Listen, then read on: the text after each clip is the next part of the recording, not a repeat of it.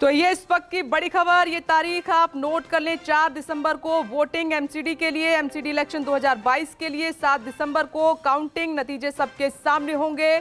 मुद्दे आपके सामने हैं ही, वो हमने आपको बता दिया है। पहले 3 नगर निगम थे दिल्ली में, उत्तरी, दक्षिणी और पूर्वी नगर निगम। 272 के लिए 2017 में आपने वोट डाले थे, लेकिन अब एक ही नगर निगम है और 250 वार्ड हैं जिसके लिए आपको वोट करना है। यानी एक नगर निगम, एक मेयर और कई वार्ड इधर से उधर शिफ्ट हुए हैं। इससे भी कहा जा रहा है कि प्रभाव पड़ेगा। यानी कि कई मायनों में दिल्ली एमसीडी का इलेक्शन इस बार बहुत अलग होने जा रहा है।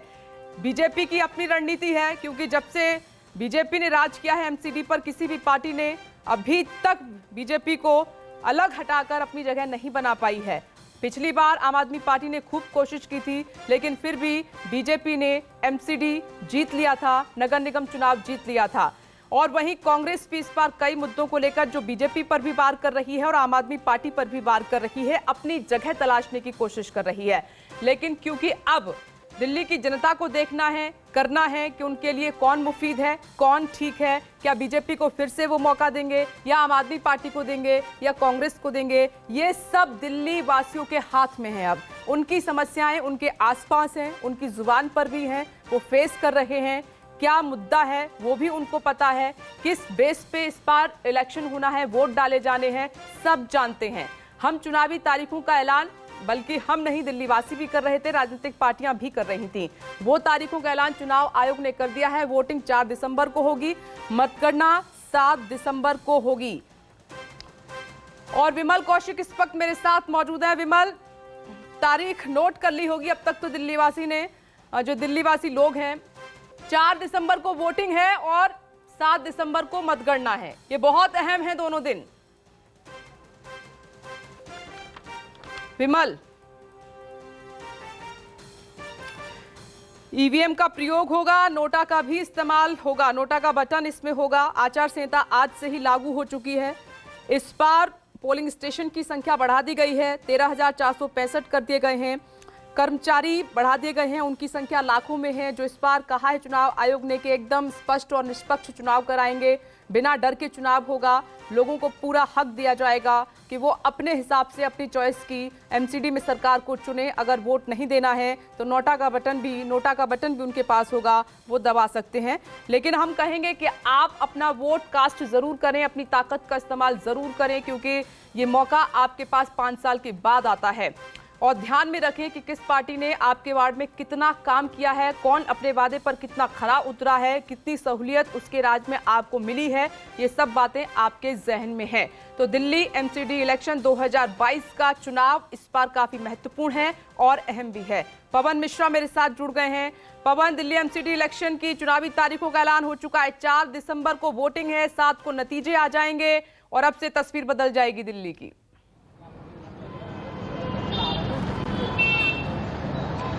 बिल्कुल विप्रेश, सबसे पहले हम इन्हीं से बात करते हैं। दिल्ली के ऑटो वाले हैं, ये वो ऑटो वाले हैं जो हर इलेक्शंस में वोट देते हैं और ऑटो वाले ही एक वोट बैंक का काम करते हैं। आप देखिए कि ऑटो के ऊपर एक झंडा भी एक पार्टी का लगा हुआ है। उनसे हम बात करते हैं। क्या नाम है आपका? रामू गुप्ता मेरा। रामू जी, इस इलेक्शंस का घोषणा हो चुका है, इस बार क्या सोचकर आप वोट करेंगे? मैं सोच के ये वोट करूंगा कि 15 साल से गाड़ी हम लोगों को वहाँ लगती थी, फिर उठा के वहाँ लगा दी गई। अब यहाँ कोई जगह नहीं है, कोई स्टैंड नहीं है।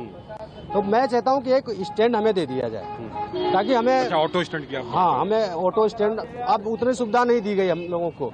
जब से ये केजरीवाल साहब आए हैं उतना सुविधा नहीं मिला जितना हमें मिलना चाहिए था, जितना हम समझ रहे थे कि वो हमारी मदद करेंगे और इस मतलब वो होगा, लेकिन ऐसा कुछ नहीं हुआ। अहम मुद्दा है यहाँ पे प्रेस की ऑटो स्टैंड की मांग कर रहे हैं। क्या नाम है आपका?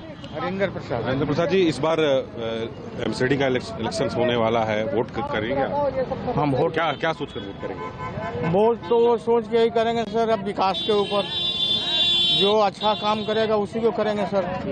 इतने 40 साल से हम लोग दिल्ली में रह रहे हैं, तो अभी तक तो कुछ और पोट नहीं दिखाई दे रहा। जिस पर उम्मीद करिए वही नहीं खरा उतर रहा। अभी तो अब निकल जाए डेट, उसके बाद देखेंगे किसको दिया जाएगा। डेट तो आ गई है। आ गई है तो फिर सोचेंगे थोड़ा कि भाई किसको दिया जाए सर। विपनेश, ये ईस्ट विनोद नगर का ये इलाका है और डिप्टी के चीफ मिनिस्टर का ये जो है चुनावी क्षेत्र भी है और यहीं से वो विधायक अब बनते हैं। कुछ और लोग हैं। क्या नाम है आपका? जगमोहन सर। जगमोहन जी, क्या सोचकर वोट करेंगे इस बार आप?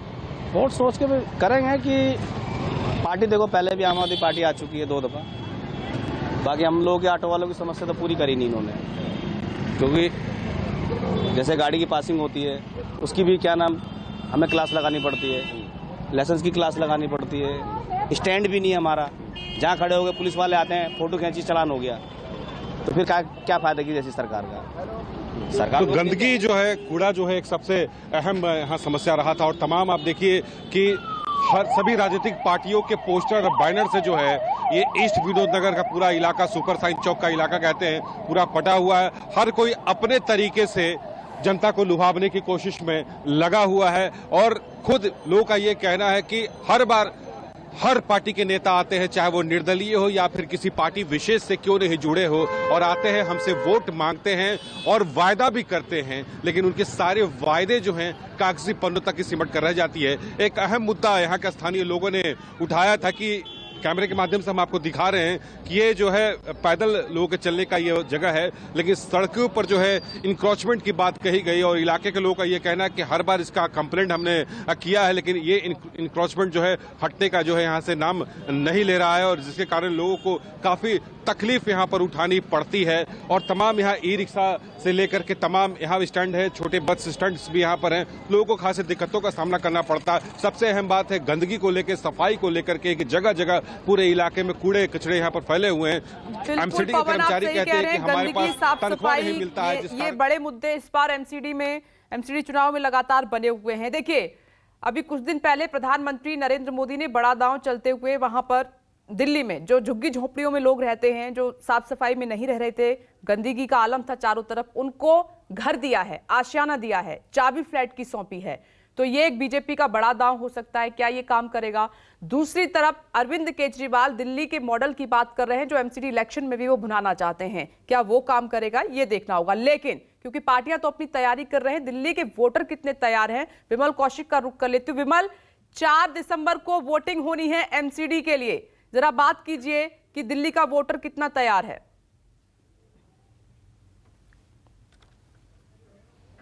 जी बिल्कुल, देखिए मैं बात करने की कोशिश करता हूं। हमारे साथ कुछ लोग हैं यहाँ पर, हम इनसे बात करने की कोशिश करते हैं। आप दिल्ली के वोटर हैं, आप ये बताइए कि क्या मुद्दे आपको इम्पोर्टेंट लग रहे हैं? इस बार एमसीडी चुनाव का अनाउंस हो गया है। सर, दिल्ली में तो जो मुद्दे रहेंगे इस बार ज़्यादातर ये जो सड़कें वगैरह की हैं इसका जो है ज़्यादा रहेगा, और जो गंदगी वगैरह है उसका मुद्दा ज़्यादा रहेगा। क्योंकि हमेशा से देखा गया कि जैसे निगम के चुनाव वो लोकल मुद्दे, स्थानीय मुद्दों पे लड़े जाते हैं, और लेकिन एक चीज़ महत्वपूर्ण है, चेहरा इंपॉर्टेंट। पिछली बार 2017 में देखे तो एमसीडी में नरेंद्र मोदी प्रधानमंत्री जो है उनके चेहरे पर लड़ा गया था बीजेपी ने, जबकि दिल्ली में जो है आम आदमी पार्टी जो है वो केजरीवाल जी के चेहरे पर लड़ रही है। तो आपको क्या लगता है कि चेहरा इंपॉर्टेंट है या फिर मुद्दे इंपॉर्टेंट है? देखिए, मुद्दे तो इम्पोर्टेंट है ही, लेकिन केजरीवाल जी है, यहाँ पे गवर्नमेंट है उनका, तो अब उनका ज़्यादा चांस रहेगा क्योंकि तो काम पर मोहर लगेगी। आपको क्या लगता है कि क्या मुद्दे इस बार निगम चुनाव में रहने वाले हैं? मुद्दे तो काम ही है, अगर काम अच्छा है तो सब कुछ है। काम दिल्ली में कोई करता तो है नहीं, ये सिर्फ चुनाव का मौसम आता है, सब लोग आ जाते हैं, बाकी ढूंढ लो, इनको ढूंढ नहीं सकते आप, इनका चलता रहता है ये। तो एमसीडी में तो स्थानीय मुद्दे ज़्यादा हावी रहते हैं। नहीं, वो तो काम है, तो काम के पीछे ही ना। अगर मेरी गली की नाली साफ नहीं हो रही है, अगर गंदगी भरी हुई है, कचरे का ढेर आप पीछे देख रहे हैं गाजीपुर वाला, इसके लिए कोई करता नहीं है तो वही ना। तो 15 साल से जैसे बीजेपी एमसीडी में है, एंटी इनकम्बेंसी आपको लगता है कि इस बार भारी पड़ जाएगी? क्या बोला आपने? 15 साल से एमसीडी में बीजेपी है और जो आम आदमी पार्टी है वो भी लगातार इसी मुद्दे पर बीजेपी को घेरती है, तो आपको लगता है कि एंटी इनकम्बेंसी इस बार भारी पड़ेगी? बिल्कुल भारी पड़ेगी। ठीक है विमल, आते हैं। देखिए, क्योंकि ये लोकल इलेक्शन है तो स्थानीय मुद्दे हावी रहेंगे, लोग गिना भी रहे हैं। दिव्या का मैं रुख कर लेती हूँ। दिव्या, बहुत लंबा इंतजार करना पड़ा है और अब चुनावी तारीखों का ऐलान हो गया है। 4 दिसंबर को वोटिंग, संडे है उस दिन, और 7 को आ जाएंगे नतीजे, उस दिन बुधवार है। आज के बाद, क्योंकि आप दिल्ली में रहती हैं, लोगों के बीच में रहती हैं, कितनी तस्वीर बदल जाएगी? दिल्ली वासियों के लिए इस बार इंपॉर्टेंट क्या रहने वाला है? पार्टियां तो अपनी तैयारी कर ही रही हैं, वार करके एक दूसरे पर।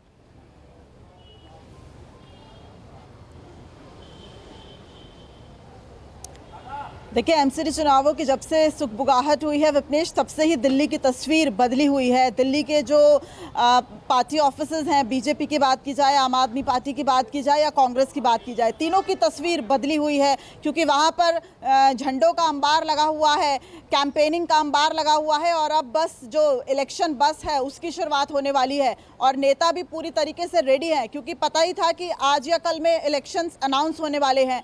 लेकिन अब तस्वीर इस लिहाज से बदलेगी, हालांकि आज से आचार संहिता लागू हो चुकी है, यानी अब कोई भी राजनीतिक पार्टी दिल्ली को लेकर कोई भी लोक लुभावने वादे नहीं कर सकती है। लेकिन अब दिल्ली की सड़कों पर आपको रोड शोज दिख जाएंगे, रैली दिख जाएंगी बड़ी संख्या में, और जिस तरीके से इस बार आम आदमी पार्टी की एंट्री बेहद खास मानी जा रही है, क्योंकि जैसा हमने पहले भी कहा कि 2017 के जो नगर निगम के चुनाव थे उसमें भी विधानसभा में अरविंद केजरीवाल की जिस तरीके से धमाकेदार एंट्री हुई, उसके बावजूद भाजपा को नहीं हरा पाई थी आम आदमी पार्टी। इस बार जो तस्वीर है वो बेहद बदली हुई है, क्योंकि माना जाता है कि एमसीडी में जो मुद्दे हैं वो बेहद स्थानीय मुद्दे हैं, लेकिन अगर मैं अपने घर से बाहर निकलती हूँ तो मेरे लिए सबसे बड़ा मुद्दा रहता है कि कूड़ा या फिर शिक्षा या स्वास्थ्य, वो मॉडल जो है अब वो लोगों के लिए काम करेगा। स्थानीय लोग, देखिए जिस तरीके से हमारे सहयोगी बात कर रहे थे गाजीपुर लैंडफिल की,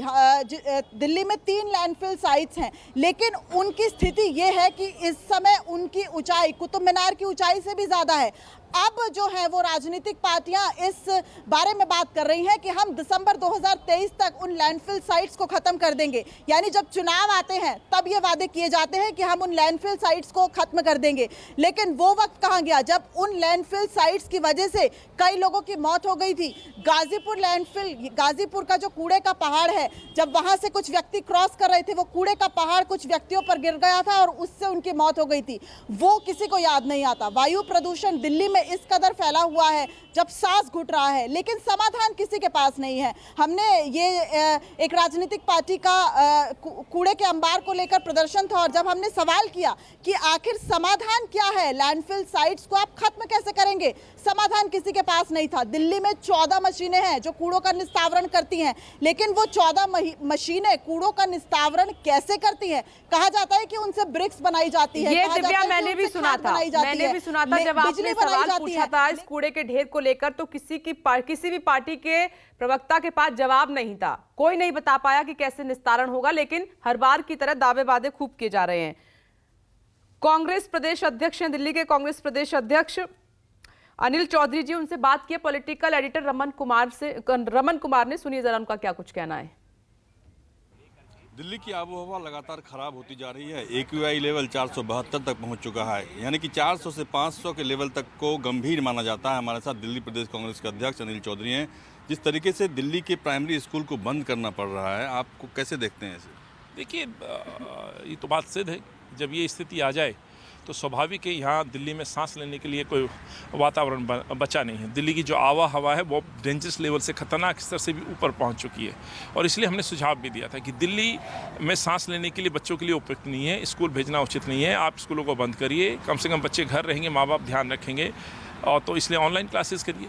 लेकिन अरविंद जी सोए रहते हैं, लेट से जागते हैं। जो बात हमने 4 दिन पहले कही थी, आज वो बात उनको याद आती है, पर ये बात सिद्ध करती है कि दिल्ली के हर बासिंदे को ये महसूस हो रहा है कि दिल्ली में अब सांस नहीं ले पा रहे हैं, प्रदूषण हद पार कर चुका है। दुख इस बात का होता है कि सरकारों को जिस पे काम करना चाहिए, सरकार दिल्ली छोड़ करके अपने चुनावी पर्यटन पर है। Pollution on, Kejriwal gone. मुझे ये कहते हुए रत्ती भर भी संदेह नहीं है कि अरविंद को कोई चिंता ही नहीं है दिल्ली की। इसलिए आज विश्व में आप देखिए, जब सबसे प्रदूषित शहर का जिक्र करते हैं तो दिल्ली शहर पहले पायदान पे नज़र आ रहा है और लगातार ये पहला नंबर बना हुआ है। तो इसके लिए दोषी कौन? अरविंद कहते थे कि मैं विश्व का सबसे सुंदर शहर बनाऊंगा, कई सिंगापुर, लंदन, पेरिस बनाऊंगा। ये दिल्ली है क्या? ये शहर जिसको पहचान दी कांग्रेस ने, शीला जी ने 15 साल ये शहर हमने बनाया था, इतने 8 साल में इस शहर को बिगाड़ दिया। इसके लिए सीधे तौर पे दोषी हैं, सीधे तौर पे फेलियर हैं भाजपा और केजरीवाल। इसलिए मैं तो कहता हूं कि अरविंद, यदि आपको दिल्ली से प्यार मोहब्बत नहीं है, दिल्ली के लिए कोई प्लान नहीं है, तो आप इस्तीफा दें। इससे पहले हमने देखा कि पंजाब में पराली जलाने को लेकर अरविंद केजरीवाल बड़ा मुद्दा बनाते थे, लेकिन अब उनकी सरकार खुद की पंजाब में है और आज भगवंत मान और उनकी प्रेस कॉन्फ्रेंस में भगवंत मान ने कहा कि नई सरकार है, अगली बार से हम इंतजाम करेंगे। जो मैंने सुना और जाना कि अरविंद के पास अब कोई बहाना नहीं था।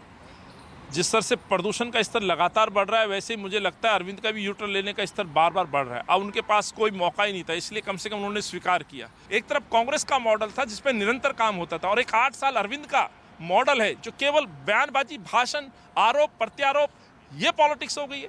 इस पॉलिटिक्स की भेंट दिल्ली को चढ़ा दिया और आज दिल्ली पूरी तरह से प्रदूषित है। धन्यवाद। हमसे बातचीत कैमरा पर्सन उमेश सिंह के साथ अमन कुमार, दिल्ली न्यूज़ 24। एक दूसरे के काम की बात हो रही है, सवाल उठाए जा रहे हैं। विनय सिंह भी मेरे साथ मौजूद हैं। विनय, चुनावी तारीखों का ऐलान हो गया है, जरा सोचिए कि दिल्ली के जो वोटर है उनका मूड क्या है एमसीडी इलेक्शन को लेकर, इस बार क्या सोच रहे हैं?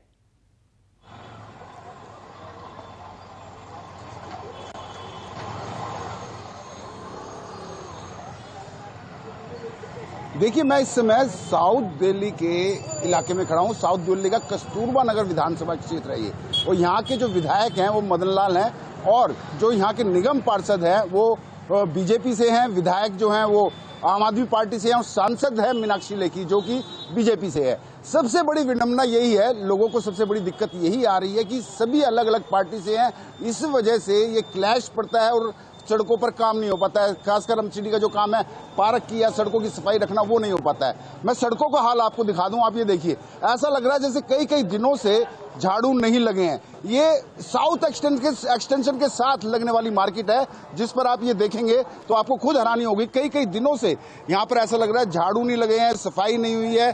तो इसको देखकर आप अंदाजा लगा सकते हैं कि एमसीडी में किस तरीके का काम अब तक हो रहा है। यहाँ तक कि जब हमने यहाँ के लोगों से बात करी, उनका कहना यही था कि जिस तरीके से शीला दीक्षित ने आज से 8-10 साल पहले जो शीला दीक्षित ने जो काम किया था, अगर उसको भी मेंटेन सरकार या एमसीडी रख लेती, दिल्ली सरकार या एमसीडी रख लेती तो भी बहुत था, लेकिन वो भी मेंटेन नहीं है। दिल्ली की सड़कों पर हम जाते हैं, दिल्ली की सड़कों का बहुत बुरा हाल नजर आता है, जगह जगह से टूटी हुई है, वो नहीं मेंटेन है।